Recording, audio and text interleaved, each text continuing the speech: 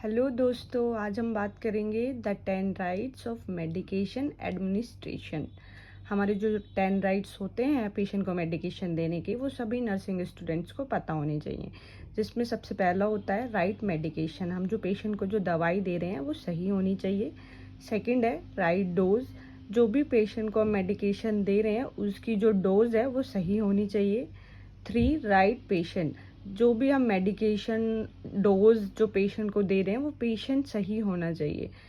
Right route. अगर मान लो medicine ivy लिखी है तो वो आईवी ही देनी है, राइट रूट से ही देनी है। Number 5 right time and frequency. Patient को जो दवाई हम दे रहे हैं वो राइट टाइम पे ही देनी है।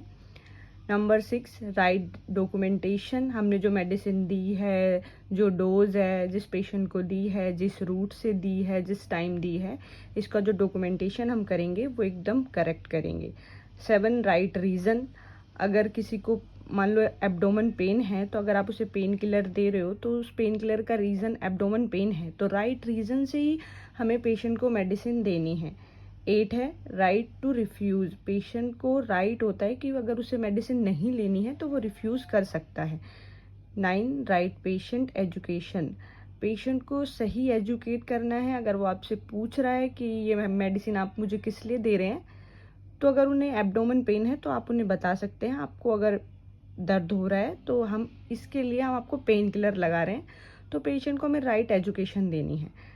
10 राइट इवेल्युएशन। ये सब करने के बाद लास्ट में जो असेसमेंट हम करते हैं कि हमने सही मेडिकेशन डोज सही पेशेंट को दी है, उसे आराम आया है नहीं आया है, ये सब राइट इवेल्युएशन होता है।